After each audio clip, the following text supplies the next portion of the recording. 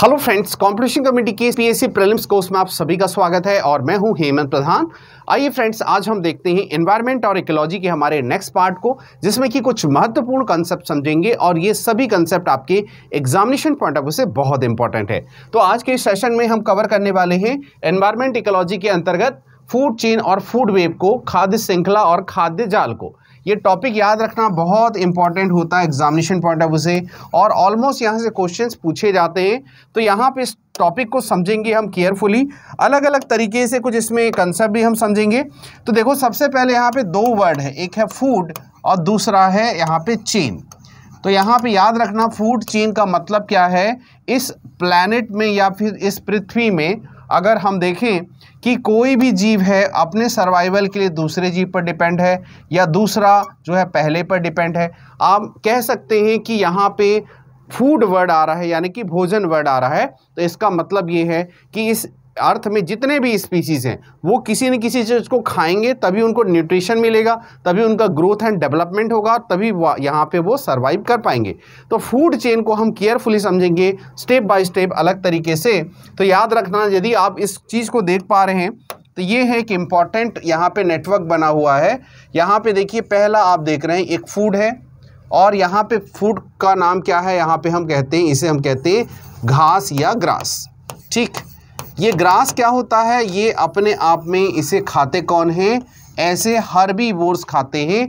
इसे क्या कहते हैं, शाकाहारी कहते हैं। तो यहाँ पे याद रखना कि जो घास है, घास क्या है, एक पोषण दे रहा है किसको, इस प्राथमिक उपभोक्ता को। ये क्या हो जाएगा, प्राथमिक उपभोक्ता। प्राथमिक उपभोक्ता इसे क्या कहते हैं, ग्रास ऊपर को हम टिड्डा कह सकते हैं। तो यहाँ पे इसे मैं लिख दूंगा टिड्डा। ठीक है, ऊपर क्या है, घास है, तो यहाँ से फिर से लिख देते हैं इसे। तो घास को खाने वाला टिड्डा, टिड्डा को खाने वाला यहाँ पे मेंढक। ठीक है, और मेंढक को खाने वाला यहाँ पे सांप, और सांप को खाने वाला यहाँ पे बाज। तो आप देख रहे हैं कि सभी जीव एक दूसरे को क्या कर रहे हैं, डायरेक्ट वो रिलेटेड है। डायरेक्ट रिलेटेड है या इनडायरेक्ट रिलेटेड, दोनों आप कह सकते हो। कि जिसमें कि हम देखते हैं घास पर प्रत्यक्ष या डायरेक्ट तरीके से डिपेंड है टिड्डा, और टिड्डा पर डिपेंड है फ्रॉग, फ्रॉग पर डिपेंड है स्नेक, और उसके बाद देखते हैं ईगल। तो आप क्या देख रहे हैं, एक सीक्वेंस देख रहे हैं, एक चेन बना हुआ देख रहे हैं, और सभी जो है पहला दूसरे पर, या दूसरा पहले पर, तीसरा दूसरे पर, चौथा तीसरे पर, और पांचवा चौथे पर क्या है, डिपेंड है फॉर द फूड। तो फूड के लिए वो डिपेंड है, तो ये फूड चेन कहलाती है।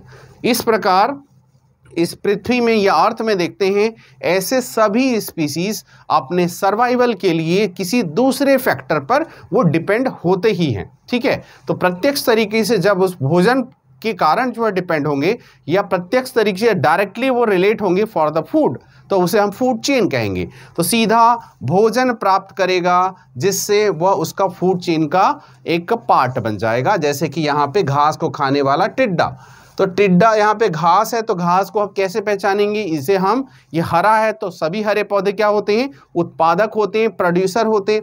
तो इसे हम क्या कह सकते हैं, T1 कह सकते हैं, बिल्कुल कह सकते हैं इसे T1। ठीक है, ये T1 हो गया। और T1 को क्या कहते हैं, यहाँ पे देखेंगे प्रथम पोषण स्तर, फर्स्ट ट्रॉफिक लेवल, जो क्या होते हैं, उत्पादक होते हैं। उसी प्रकार जो प्रोड्यूसर या उत्पादक को खाता है उसे क्या कहते हैं, प्राथमिक उपभोक्ता कहते हैं, प्राइमरी कंज्यूमर कहते हैं। तो उसे क्या कहते हैं, ये सेकंड ट्रॉफिक लेवल। कहने का मतलब ये अपने आप में एक ट्रॉफिक लेवल है, ये अपने आप में एक ट्रॉफिक लेवल है, जो है आप देख रहे हैं ये सब अपने आप में क्या है, ट्रॉफिक लेवल है, पोषण स्तर हैं। तो एक दूसरे पर क्या है, डिपेंड होगा। यहाँ पे देखिएगा, तो यहाँ पे देख रहे हैं कि द्वितीयक पोषण स्तर में हम देखते हैं प्राथमिक उपभोक्ता, जिसे हम T2 कहते हैं, किस पर डिपेंड है, T1 पर डिपेंड है। उसी प्रकार तृतीयक पोषण स्तर में थर्ड ट्रॉफिक लेवल में इसे T3 कहेंगे। तो यहाँ पे क्या देखते हैं, ये इसे कहते हैं द्वितीयक उपभोक्ता, सेकेंडरी जो है कंज्यूमर। तो सेकेंडरी कंज्यूमर किस पर डिपेंड है, प्राइमरी कंज्यूमर पर। फिर यहाँ पे देखते हैं, आपका देखते हैं क्या है, यहाँ पे टर्सरी कंज्यूमर, और यहाँ पे देखते हैं ये क्या है, टॉप कंज्यूमर। ये क्या देखते हैं, टॉप कंज्यूमर या शीर्ष उपभोक्ता है। तो यहाँ पे देखिएगा केयरफुली कि द्वितीयक जो ट्रॉफिक लेवल है, सेकंड जो ट्रॉफिक लेवल है, जिसे हम T2 कह रहे थे, तो ये क्या है, ये प्राथमिक उपभोक्ता है। आपको कंफ्यूजन नहीं होना चाहिए, ये क्या है, आपका T2 है, ये T3 है, ये T4 है, और ये T5 है। तो आपको याद रखना, प्राइमरी है लेकिन वो T2 है, सेकेंडरी है लेकिन वो T3 है, और टर्सरी है लेकिन वो T4 है, और यहाँ पे टॉप कंज्यूमर देख रहे हैं वो T5 है। तो आपको जनरली एग्जाम हॉल में मिस्टेक करके आप आते हैं कि इनमें से कौन है प्राइमरी, सेकेंडरी, टर्सरी और टॉप कंज्यूमर, आपको पूछा जाता है। तो तुरंत आप देखते हैं अरे सेकंड है, तो आपको सीधा आप क्या करो, इसको सेकेंडरी करके आओ, तो आप सेकेंडरी कर लेते हैं, लेकिन सेकेंडरी कंज्यूमर एक्चुअल में तो T3 लेवल होता है। तो आपको ये बात समझनी है कि T1, T2, T3, T4 देख के तुरंत आपको हड़बड़ी में आंसर नहीं करना है। आप यहाँ पे देख रहे हैं कि सब अपना अपना उसका जो है पोषण स्तर का लेवल है, और लेवल जो है यहाँ पे देख रहे हैं तो T1 प्रोड्यूसर है, T2 प्राथमिक उपभोक्ता है, T3 सेकेंडरी कंज्यूमर है, और T4 जो है यहाँ पे वो टॉप कंज्यूमर है। ठीक है, तो टॉप कंज्यूमर यहाँ पे देखिएगा, यहाँ पे T5 तक है, तो T5 यहाँ पे होगा, तो ये टॉप कंज्यूमर कहाँ आ जाएगा, यहाँ पे आ जाएगा, शीर्षस्थ यहाँ आ जाएगा। यहाँ पे मैं थोड़ा कॉम्प्लेक्स टाइप का फूड चेन लिया हूँ। इन जनरली जो अर्थ में मिलता है वो कौन सा प्रकार का फूड चेन मिलता है, वो टर्सरी में ही ज़्यादातर ख़त्म हो जाते हैं। ऐसी जगह जहाँ पे बायोडाइवर्सिटी ज़्यादा होती है वहाँ पे इस प्रकार के बड़े फूड चेन देखने को मिलते हैं। तो वहाँ पे T5 लेवल तक का यानी टॉप जो यहाँ पे ये जिस प्रकार का चेन आपको देखने को मिल जाता है। तो याद रखना है, फूड चेन का मतलब आप समझे कि एक पोषण स्तर दूसरे पोषण स्तर से सीधा संबंधित होता है, जिसमें कि दूसरा पोषण स्तर पहले पोषण स्तर पर लाइक फूड के लिए निर्भर होता है, डिपेंड होता है, जिसके कारण वो अपना सर्वाइवल कर पाए। तो इस प्रकार एक चेन का निर्माण करते हैं, इसे हम क्या कहते हैं, फूड चेन या खाद्य श्रृंखला कहते हैं। तो ये खाद्य श्रृंखला के कितने टाइप्स हो सकते हैं, पिछली क्लासेस में हमने बताया था कि प्रोड्यूसर कंज्यूमर को पहचानना कैसे है। तो ऐसे सभी स्टूडेंट जो इसे वॉच कर रहे हैं डायरेक्टली, तो पहले इसके पहले सेशन को जरूर वॉच कीजिएगा, जिसमें कि आपको प्रोड्यूसर से लेके कंज्यूमर तक पहचानने का मैंने ट्रिक बताया था। ठीक है, जिसमें आसानी से ये सब बातें आपको क्लियर हो जाएंगी। अब यहाँ पे अगर इसको देखेंगे, लाइक इसका नंबर को देखेंगे या इसके टाइप्स को देखेंगे, तो फूड चेन जो होती है वो 3 टाइप की होती है। फूड चेन क्या होती है, 3 टाइप की होती है। पहला होता है चारण खाद्य श्रृंखला या ग्रेजिंग फूड चेन। तो एक फूड चेन जिसमें क्या होता है कि इसका ट्रिक क्या है, हमेशा क्या है, छोटे से बड़े जीवों की ओर क्या होती है, ये फूड चेन चलती है। ठीक है, जैसे कि यहाँ पे देखते हैं एक एक्वेटिक इकोसिस्टम का एग्जांपल लीजिए। एक्वेटिक इकोसिस्टम में यहाँ पे देखें पादप प्लवक या फाइटोप्लैंक्टन होता है। फाइटोप्लैंक्टन को खाने वाला जूप्लैंक्टन यानी जंतु प्लवक होता है, और जंतु प्लवक जूप्लैंक्टन को खाने वाली छोटी मछली होती है, छोटी मछली को खाने वाली बड़ी मछली होती है। तो आप देख रहे हैं यहाँ पे ये क्या है, ये छोटा है, उससे बड़ा है, उससे बड़ा है, और ये सबसे बड़ा है। तो आप यहाँ पे आसानी से इसके साइज के बेस पे पहचान लेंगे कि वो छोटे जीव से लेके बड़े जीव तक ये इसका सीक्वेंस चलता है। तो यहाँ फूड चेन कहाँ से स्टार्ट होता है, always starting from green plants. तो फाइटोप्लैंक्टन क्या, हरा पौधा है, इसलिए यहीं से स्टार्ट होगा। तो यहाँ फूड चेन को ग्रीन पार्ट को खाने वाला क्या है, जंतु प्लवक क्या हो जाएगा, एक हर्बीवोर्स या शाकाहारी होगा। इसे हम प्राथमिक उपभोक्ता या प्राइमरी कंज्यूमर कहेंगे। तो ये याद रखेंगे, ये T1 हो गया, तो ये क्या हो जाएगा, T2 हो जाएगा। और उसी प्रकार आप देखते हैं द्वितीयक उपभोक्ता को यहाँ पे, तो जंतु प्लवक या जूप्लैंक्टन को खाने वाला छोटी मछली हो जाएगा जो T3 हो जाएगा, और ये क्या सेकेंडरी कंज्यूमर हो जाएगा। और छोटी मछली को खाने वाला बड़ी मछली हो जाएगा जो टॉप कंज्यूमर होगा, और ये क्या है, T4 हो जाएगा। तो ये फूड चेन को समझना बहुत आसान है कि छोटे से लेकर बड़े जीवों की ओर ये फूड चेन होती है। ठीक है, अब इसके पहले वाला जो देखे थे उसे भी देख लीजिएगा, जिसमें कि घास देखे थे, घास को खाने वाला टिड्डा, टिड्डा को खाने वाला क्या है यहाँ पे, फ्रॉग या मेंढक, और मेंढक को खाने वाला यहाँ पे देखते हैं वो सांप। तो यहाँ पे भी आप देख रहे हैं सांप को बाज भी अगर देखेंगे तो ये भी उसी का एग्जाम्पल है कि ग्रास छोटा होता है, ग्रास से बड़ा टिड्डा होता है, उससे बड़ा मेंढक होता है, उससे बड़ा सांप, उससे बड़ा बाज या ईगल होता है। तो ये भी क्या है, आपका ग्रेजिंग फूड चेन का एग्जाम्पल है। ठीक है, तो ये एक्वेटिक, ये क्या है, टेरेस्ट्रियल पार्ट, स्थली वाला पार्ट हो गया, मतलब स्थलीय खाद्य श्रृंखला का पार्ट है। ये जलीय खाद्य श्रृंखला का एक्वेटिक फूड चेन का पार्ट हो गया। ठीक है, ये बातें सभी को समझ में आई। इस फूड चेन को पहचान लोगे आसानी से, छोटे से बड़े की ओर जाएगा, बस इस बात को आपको याद रखना है। बाकी चीज़ें बहुत आसान है, इसमें कुछ भी ऐसा समझने वाली बात नहीं है, बस इसे इतना जान लेंगे तो काफ़ी है। आप इजीली क्या है, लॉजिक लगा के आंसर कर सकेंगे। ठीक है, अब हम देखते क्या है दूसरा और तीसरा, ये भी बड़ा इंपॉर्टेंट है। दूसरा हम देखते क्या है, अच्छा ये जो पिछले स्लाइड में दिया हुआ था ये वही वाला है, ठीक है। और देखो यहाँ पे ग्रेजिंग फूड चेन क्या करता है, इसे परभक्षी खाद्य श्रृंखला भी कहते हैं, प्रेडेटर फूड चेन भी कहते हैं, इसे एक बार अलग से नोट कर लीजिएगा, ठीक। अब दूसरे में आते हैं, उसे कहते हैं parasitic food chain. Parasitic food chain कहाँ से स्टार्ट होता है, ये क्या है, प्रोड्यूसर से स्टार्ट होगा, लेकिन ये जस्ट उसका उल्टा, ये बड़े से छोटा, बिगर टू द स्मॉलर, ठीक है। तो उसमें क्या था, ग्रेजिंग वाले में स्मॉलर टू बिगर था, इसमें क्या है, पैरासिटिक में बिगर टू स्मॉलर है। तो जैसे कि आप कोई ट्री इकोसिस्टम का एग्जांपल देखिएगा, ट्री इकोसिस्टम क्या होता है, एक बड़ा ट्री है, उस बड़े ट्री में क्या देखते हैं, बहुत सारे बर्ड्स हो सकते हैं, और उस बड़े बर्ड की जब कभी डेथ हो जाती है, उसको घोंसला तो वहीं बनाएगा, एक समय बाद उसकी डेथ होगी तो पेड़ के नीचे गिर जाएगा, तो गिरने पर क्या है, नीचे जो है पड़े पड़े उसे क्या है, डिकम्पोज कर देंगे, कौन, पैरासाइट्स, ठीक है। तो परजीवी उस पर क्या है, पूरी तरह से क्या करेंगे, उस पर डिपेंड हो जाएंगे। तो यहाँ पे क्या देख रहे हैं, एक ट्री जो होता है, मान लो मीडियम या छोटा ट्री भी लोगे, वो किसी बर्ड से कंपेयर करोगे तो ट्री का साइज तो बड़ा ही है, तो ये बड़ा है, ये उससे छोटा है, ये उससे भी छोटा है। तो इस प्रकार ये क्या देखते हैं, इसे परजीवी खाद्य श्रृंखला कहते हैं, पैरासिटिक फूड चेन कहते हैं, ठीक है। तो यहाँ पे याद रखेंगे, ये पैरासाइट इसमें इन्वॉल्व हो गया, इसलिए पैरासिटिक फूड चेन कहते हैं। याद रखना, ग्रेजिंग फूड चेन और ये यहाँ पे पैरासिटिक फूड चेन दोनों ही क्या है, सनलाइट पर डिपेंड होते हैं, इसलिए ऊर्जा का रैपिड फ्लो होता है, ऊर्जा का प्रवाह तेज होता है, ठीक है। ये बातें आपको याद रखनी है। और तीसरा जो पार्ट है वो है अपरदी खाद्य श्रृंखला, डेट्रिटस फूड चेन।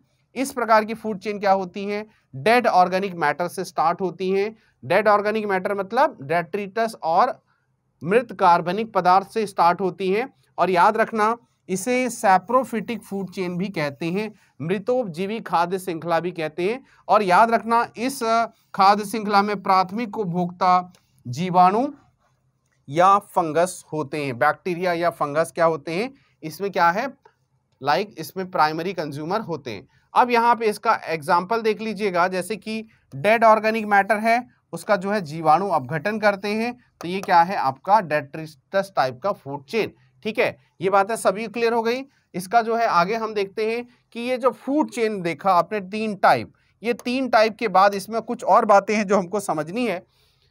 ये फूड चेन क्या है, बेसिकली यहाँ पे ऊर्जा का प्रवाह होता है। तो ऊर्जा का प्रवाह कहाँ से होता है, ऊर्जा का प्रवाह होता है सनलाइट से।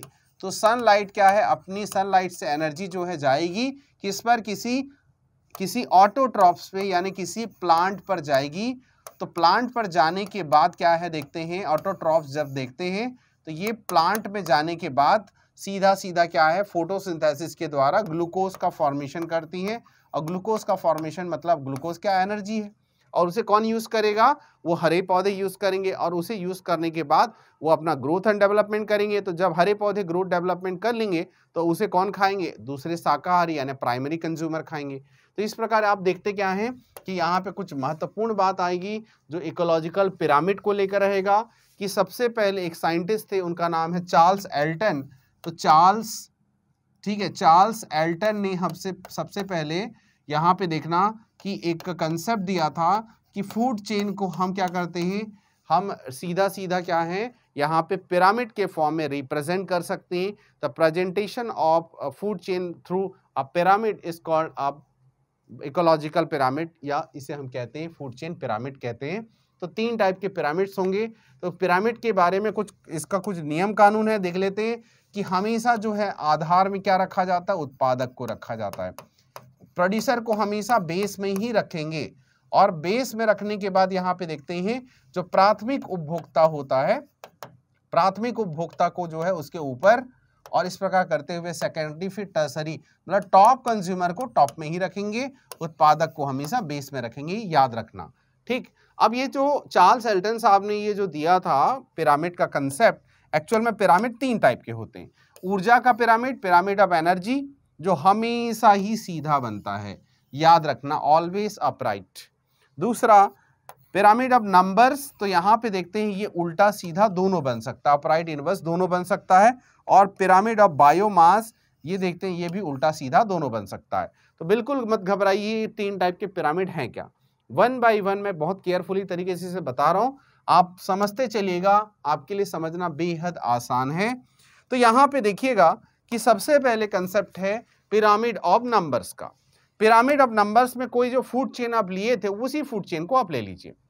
तो अभी जैसे थोड़ी देर पहले हमने फूड चेन में क्या क्या शामिल किया हुआ था, फूड चेन में हमने शामिल किया हुआ था, सबसे पहले हम देखते हैं, क्या देखते हैं कि एक जलीय इकोसिस्टम में, तो जलीय इकोसिस्टम में या एक्वेटिक इकोसिस्टम में क्या देखे थे, पहला हमको देखे थे फाइटोप्लैंक्टन या पादप प्लवक देखे थे, फाइटोप्लैंक्टन या पादप प्लवक।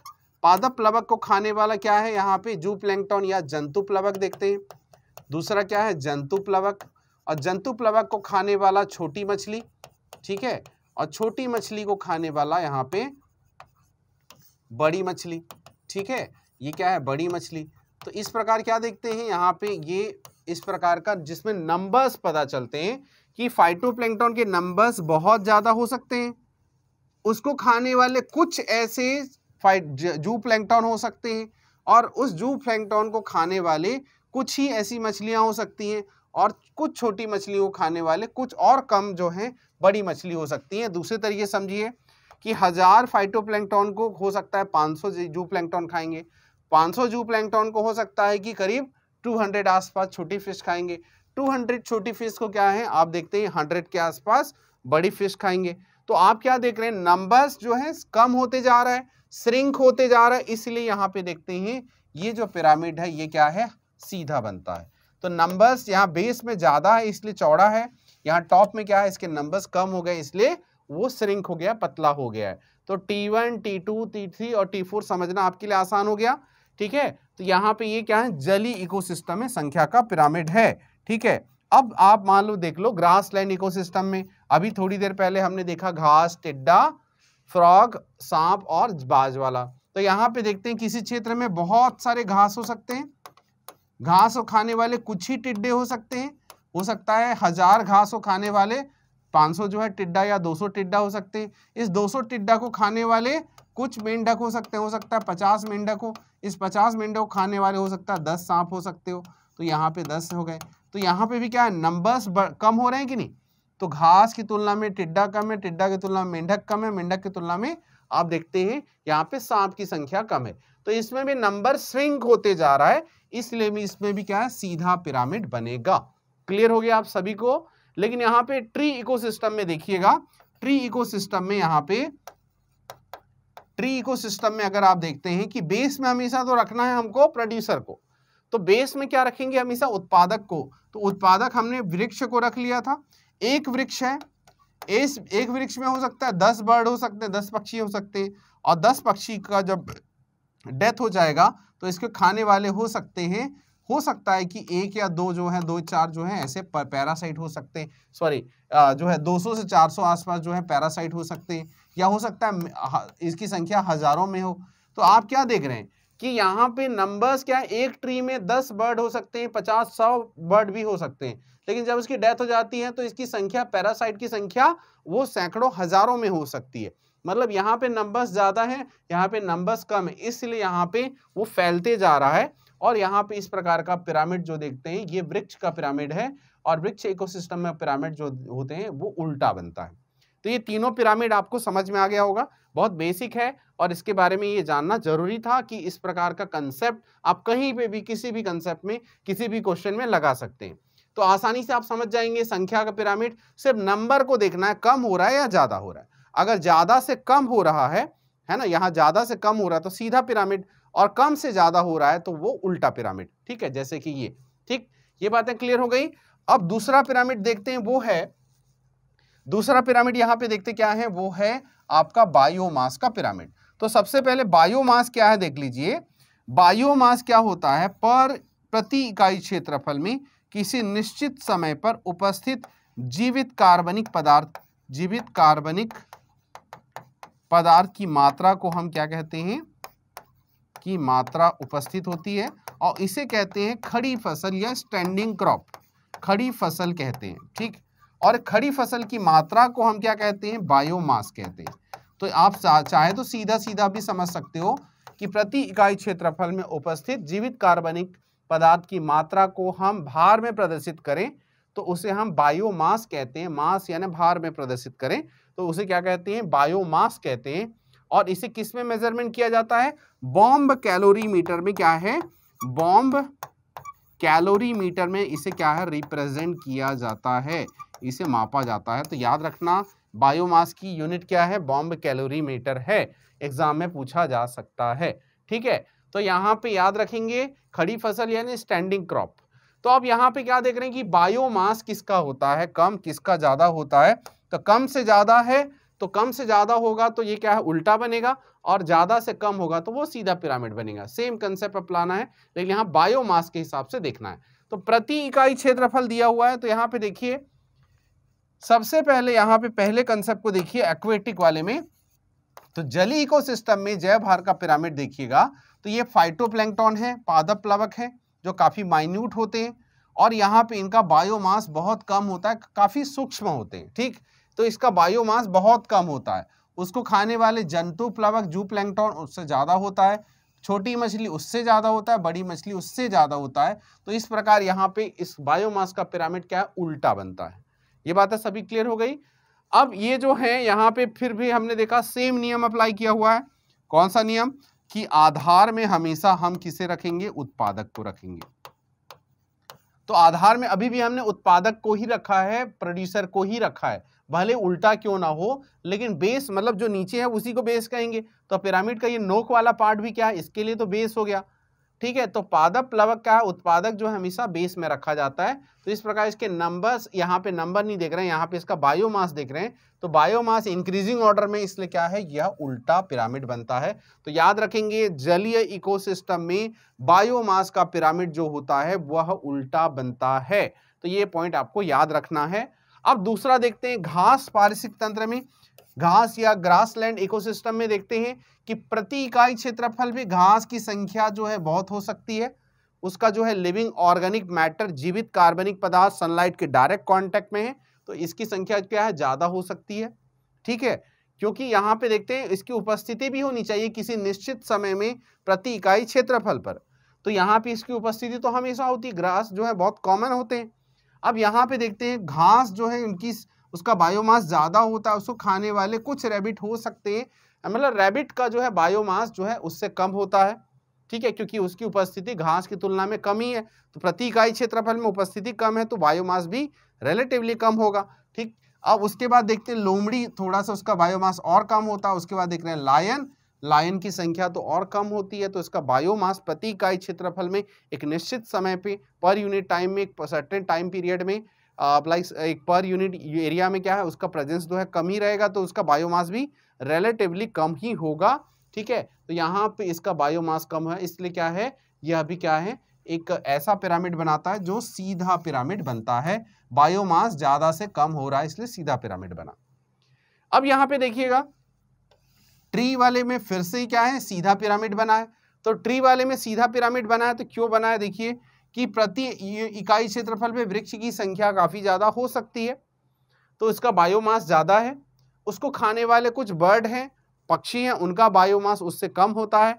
और उसके बाद देखते हैं परजीवी जो बहुत माइन्यूट होते हैं या बहुत सूक्ष्मजीव जैसी चीजें जो बहुत छोटे होते हैं, उनका बायोमास तो नेग्लिजिबल होता है। इसलिए आप क्या देख रहे हैं कि इसमें भी पिरामिड जो होता है हमेशा सीधा बनता है। तो आपको बायोमास कम ज्यादा हो रहा है कि नहीं, समझ आ रहा है कि नहीं, क्योंकि यहाँ पे हमको समझना है कि उस लाइक ऑर्गेनिज्म या उस प्रजाति के जीव का वहाँ पे प्रेजेंस है कि नहीं, क्योंकि हमारा बायोमास का कंसेप्ट ही यही कहता है कि किसी निश्चित क्षेत्रफल में प्रति इकाई समय में उपस्थित जीवित कार्बनिक पदार्थ की मात्रा को हम बायोमास कहेंगे। ठीक है, तो क्या टाइगर या लायन हमेशा सब जगह प्रेजेंस हो सकता है? क्या आप खोजोगे भी तो नहीं मिलेगा, लेकिन आप इसलिए इसका बायोमास कम है। लेकिन अगर आप देखते हैं कि किसी निश्चित क्षेत्र में आसानी से आपको ग्रास मिल जाएगा और उससे थोड़ा सा कम आसानी में आपको रैबिट मिल जाएगा, और थोड़ा कठिनाई में आप देखेंगे तो फॉक्स मिल जाएगा, बहुत ज़्यादा कठिनाई के बाद लायन मिलेगा। इसलिए याद रखना, कन्फ्यूजन जनरली इसी में करते हो कि यहाँ पे लायन का बायोमास तो ज़्यादा होगा, वो तो बड़ा साइज है उसका बॉडी का, लेकिन वो मिलता है तो बहुत कम मिलता है, पर यूनिट टाइम में वहाँ मिलने का चांसेस बहुत कम होता है। इस बात को आपको याद रखना है। तो ये हो गया आपका बायोमास का पिरामिड। आई होप सभी लोग क्लियर हुआ होगा। ठीक है, आगे बढ़ें। आगे अब देखते हैं कि पिरामिड ऑफ एनर्जी, यस यहाँ पे देखते हैं ऊर्जा का पिरामिड। ऊर्जा का पिरामिड में क्या होता है, सबसे पहले कोई भी इकोसिस्टम में जो देखते हैं ऊर्जा का प्रवाह, ऊर्जा का प्रवाह हम प्रीवियस क्लास में हम देखे हैं, वो क्या होता है, एक दिशीय यूनी डायरेक्शनल होता है, एक दिशीय होता है, कभी भी क्या है, साइक्लिक नहीं होता, अचक्रीय नहीं होता, एक दिशीय होता है, ठीक है, सॉरी अचक्रीय होता है, चक्रीय नहीं होता, साइक्लिक नहीं होता, नॉन साइक्लिक होता है, मतलब वो एक ही दिशा में चलेगा, यूनी डायरेक्शनल चलेगा। अब यहाँ पे देखिएगा आप सिंपल से मान लो बेस में क्या देखते हैं, यहाँ पे ये है आपका ग्रास, है ना, ग्रास है, तो ग्रास को यहाँ पे देख रहे हैं, ग्रास जो है फोटोसिंथेसिस क्या है, सनलाइट, देखो सनलाइट के बारे में भी खास बात याद रखें, सनलाइट में देखते हैं सनलाइट का केवल 1% ही प्लांट यूज कर पाते हैं, मतलब 99% सनलाइट का यूटिलाइजेशन जो है यहाँ पे पृथ्वी के जितने भी प्लांट है वो कर ही नहीं पाते, केवल 1% का यूटिलाइजेशन करते हैं, उसे उपभोग करते हैं और फोटोसिंथेसिस करते हैं। कौन से प्लांट, पूरे पृथ्वी में जितने भी प्लांट है सब मिल के पृथ्वी सनलाइट का केवल 1% पार्ट ही यूटिलाइज कर पाते हैं फोटोसिंथेसिस में। तो यहाँ पे क्या है, सनलाइट का 1% जैसे ही गया फोटोसिंथेसिस के द्वारा यहाँ पे वो फूड बनाया, प्रकाश संश्लेषण के द्वारा फूड बनाएगा, तो यहाँ पे एनर्जी जो है आप इसके इस ग्रास में आ गई, क्योंकि ग्लूकोज बना हुआ है, फोटोसिंथेसिस से ग्लूकोज बनता है, इसे जो है अब खाने वाला क्या है, टिड्डा है, टिड्डा को मेंढक, मेंढक को सांप खा रहा है। तो आप क्या समझते हैं कि एनर्जी का फ्लो कैसे होता है, तो ये 1% भले एनर्जी यूटिलाइज कर रहा है, इसके लिए तो ये 100 ही है, तो 100 इसे मान लेंगे यहाँ पे। ये बात समझ में आया आपको, मैं इसे 100 क्यों किया भाई, किसी के लिए भले 1% वो एनर्जी यूज कर रहा है, उसके लिए टोटल जो फूड बना है वो उसमें उसको 100% उसको कहा जाएगा कि नहीं, तो इसके लिए क्या है, इस ग्रास के लिए 100% है, जितनी भी एनर्जी मिली होगी वो उसके लिए 100% है। उस घास को खाने वाला टिड्डा को जो है अगले पोषण स्तर में केवल 10% ऊर्जा ही जा पाएगी, तो इसकी वैल्यू रख के देखिए, यहाँ पे हर प्रत्येक चरण में क्या देखते हैं, केवल 10% ही जाती है। तो जैसे कि यहाँ पे इसे मैं फिर से यहाँ पे ड्रॉ करके बता देता हूँ, जैसे कि ये क्या है आपका, ये देख रहे हैं कि पिरामिड है, पिरामिड में ये बेस है, ये उसके बाद देखते हैं प्राइमरी कंज्यूमर है, सेकेंडरी कंज्यूमर है, टॉप कंज्यूमर है, ठीक है। तो यहाँ पे क्या देख रहे हैं, यहाँ पे देख रहे हैं ये क्या है आपका घास है, घास को खाने वाला यहाँ पे टिड्डा है, और टिड्डा को खाने वाला यहाँ पे क्या है, मेंढक है, और मेंढक को खाने वाला यहाँ पे सांप है, ठीक। अब यहाँ पे मान के चलिए इसको जो है 100% एनर्जी मिली, और 100% मान लो कोई वैल्यू रखिए, मान लो 100 ही ले लो, तो ये बोलता है कि ऊर्जा का पिरामिड में एक ट्रॉफिक लेवल, एक पोषण स्तर से दूसरे पोषण स्तर, या दूसरे से तीसरे, तीसरे से चौथे, किसी भी पोषण स्तर में जब जाते हैं तो केवल 10% ऊर्जा ही अगले ट्रॉफिक लेवल तक जा पाती है, बाकी नहीं जा पाती, ठीक। तो वो 10%, जैसे 100 है, 100 का 10% कितना हो जाएगा, 10 हो जाएगा, 10 का फिर से 10% कितना हो जाएगा, 1 हो जाएगा, 1 का फिर से 10% क्या हो जाएगा, 0.1 हो जाएगा, और उसके ऊपर होता यदि 0.01 हो जाता। तो आप क्या देख रहे हैं, एक ट्रॉफिक लेवल से दूसरे में केवल 10% गया, दूसरे से तीसरे में 10% गया, तीसरे से उसके बाद टॉप कंज्यूमर में आप देखते हैं उसमें भी क्या है आपका केवल 10% गया।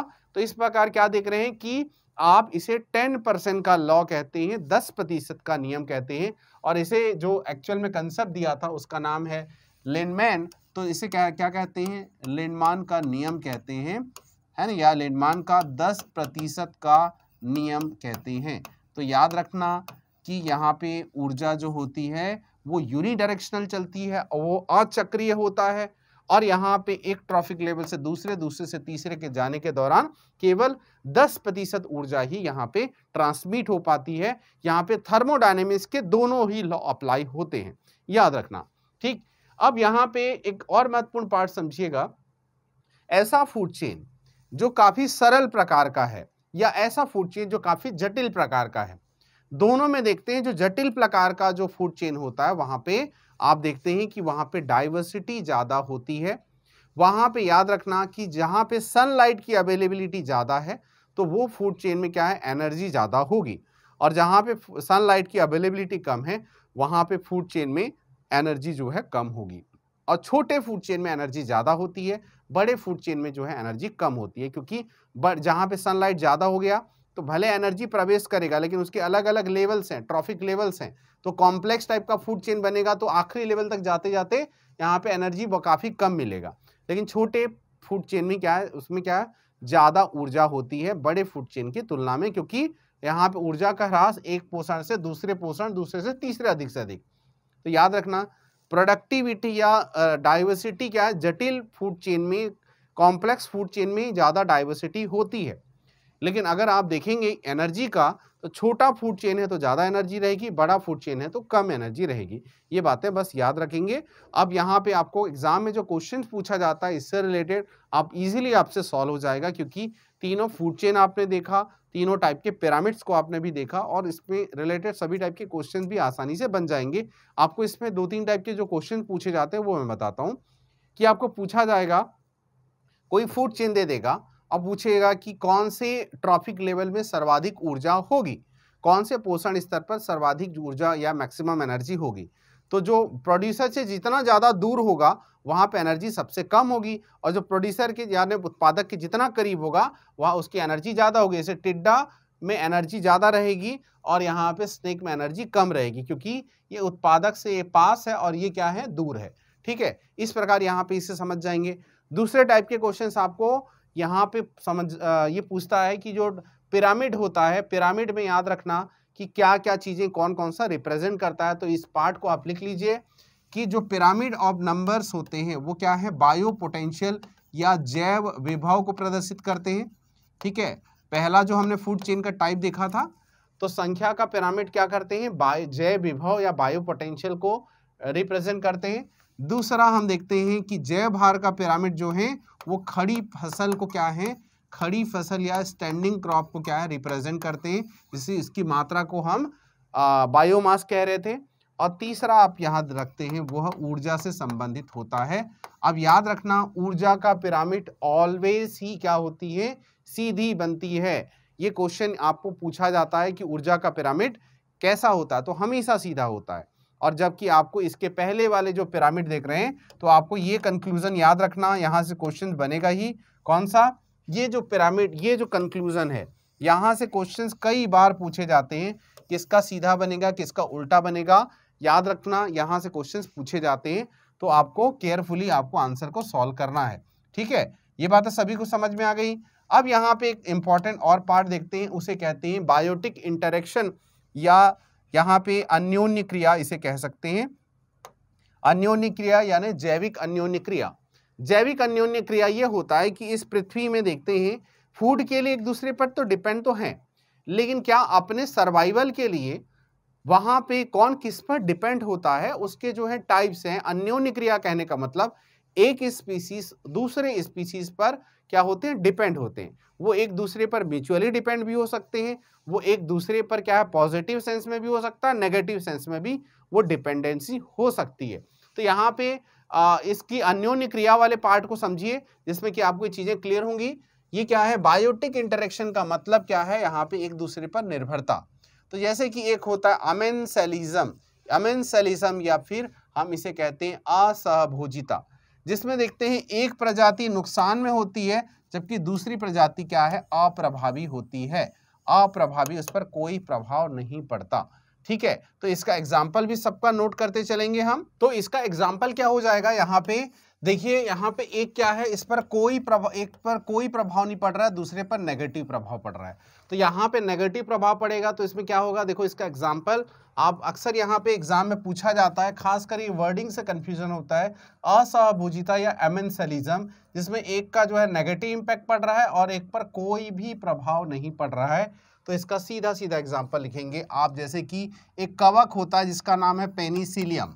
तो पेनिसिलिन जो मेडिसिन होती है, तो उसी एंटीबायोटिक जो होता है, पेनिसिलियम जो है एक कवक है, इस पर अगर कोई बैक्टीरिया बैठता है तो बैक्टीरिया फूड के लिए वो बैठता है उस पर, लेकिन वो बैक्टीरिया क्या है, उसको नेगेटिव इम्पैक्ट पड़ता है, यानी बैक्टीरिया जो है मर जाता है, जबकि पेनिसिलियम पर कोई प्रभाव नहीं पड़ता।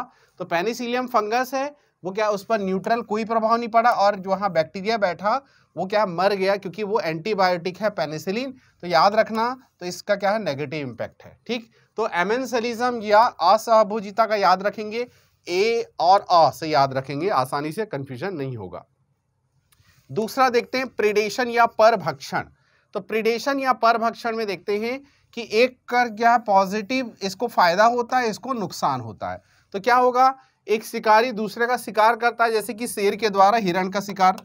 तो शेर है, इधर हिरण का शिकार कर रहा है, तो ये क्या हो जाएगा, आपका एग्जाम्पल हो जाएगा, ये हो जाएगा प्रीडेशन का। ठीक, इसके बाद देखते हैं पैरासिटिज्म का, परजीविता का, जिसमें एक को लाभ मिलता है और दूसरे को हानि होती है। एक को लाभ मिलता है, दूसरे को हानि मिलती है। तो यहाँ पे देखते हैं क्या है, जैसे कि आप देखते हैं जैसे कि आपने सुना होगा कसकूटा या अमरबेल।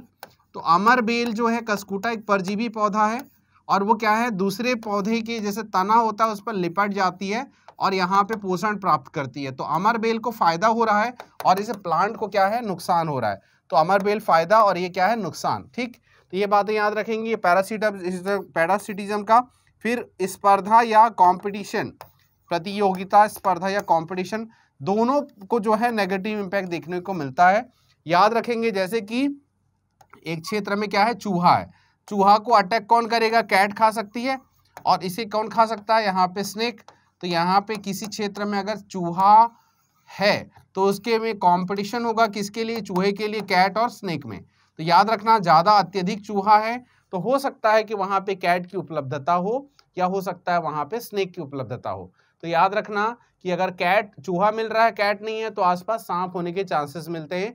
या फिर हम कह सकते हैं कि चूहा है, कैट है, तो स्नेक नहीं होगा, ये भी आपका दूसरा पहलू है। ठीक है, तो ये बातें आपको समझ में आ गई। सबके एग्जाम्पल आपने नोट कर लिया कि चूहा और कैट और सांप वाला आप लिख लीजिएगा जिसमें कॉम्पिटिशन होता है। तो अच्छा, इसमें एक फैक्ट देखिए, वो फैक्ट क्या है, देखो सब में क्या है, नेगेटिव नेगेटिव नेगेटिव नेगेटिव, कुल मिला के है ही। तो इस प्रकार का इंटरेक्शन क्या कहलाता है, इस प्रकार की अन्योन्य क्रिया ऋणात्मक अन्योन्य क्रिया या नेगेटिव जो है इंटरेक्शन कहा जाता है। ठीक है, इसे याद रखेंगे।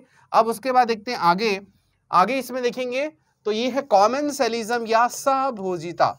कॉमेंसलिज्म या सहभोजिता में ये सभी क्या है, पॉजिटिव इंटरेक्शन वाले हैं। देखिए इसमें भी पॉजिटिव, इसमें भी पॉजिटिव है। तो यहाँ पे देखिए सहभोजिता का मतलब एक को लाभ होता है और दूसरा जो है अप्रभावित होती है।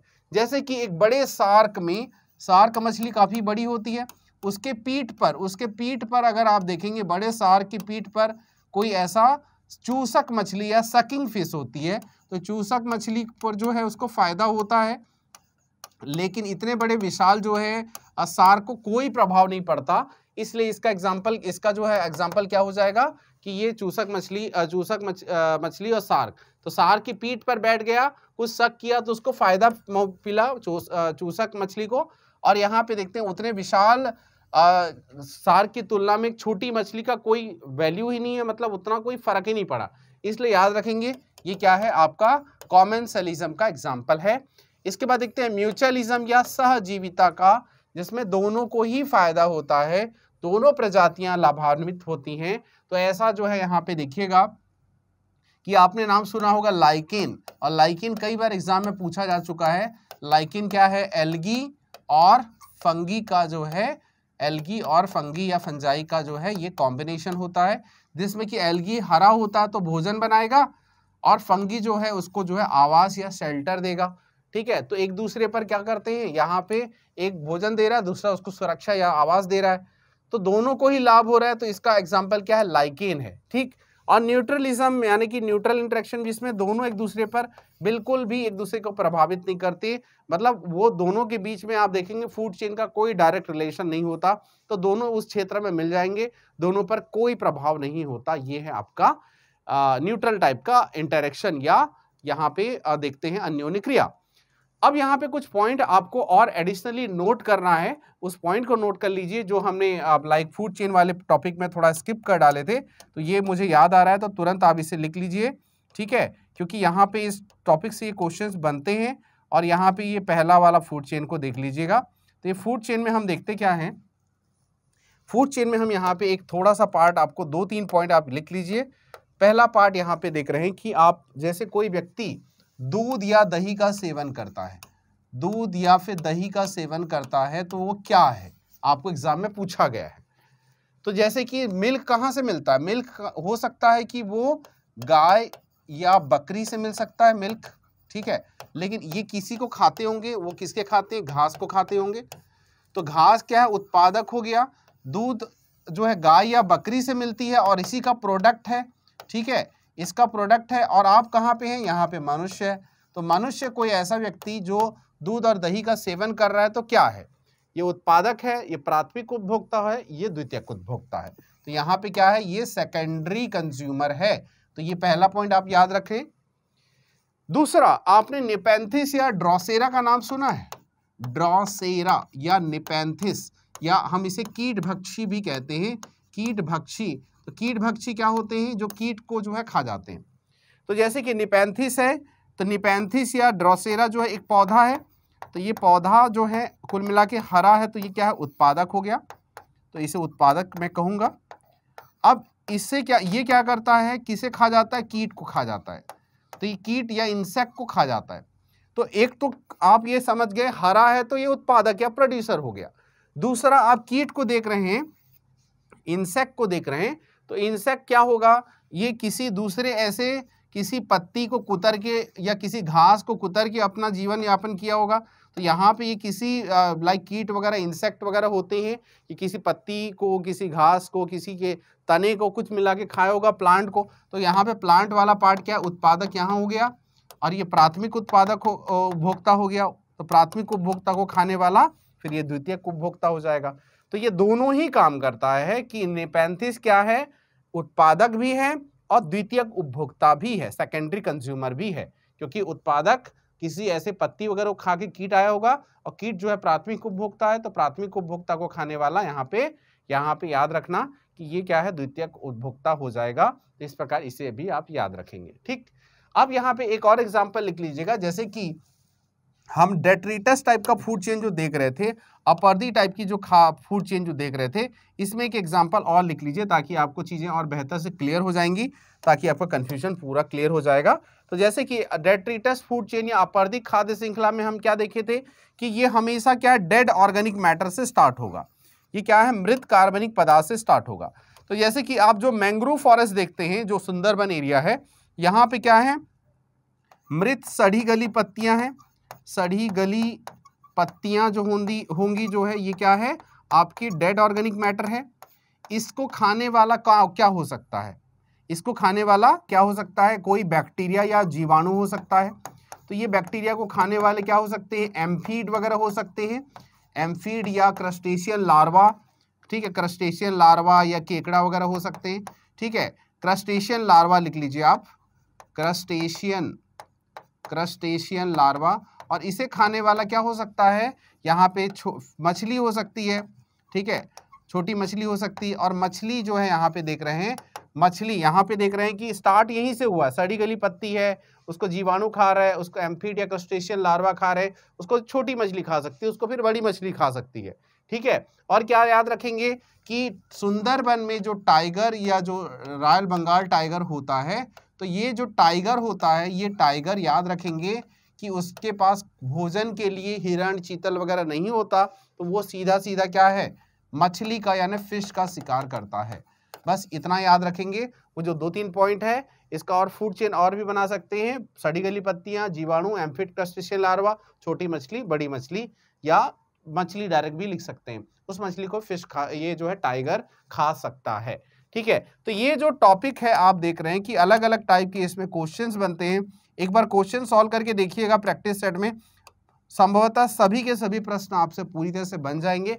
कहीं पे किसी प्रकार का अगर डाउट आता है तो डेफिनेटली कनेक्ट टू टीचर का ऑप्शन है, डाउट कमिटी का ऑप्शन है, तो आप जरूर पूछिए, definitely I will answer you. Thank you so much, have a nice day.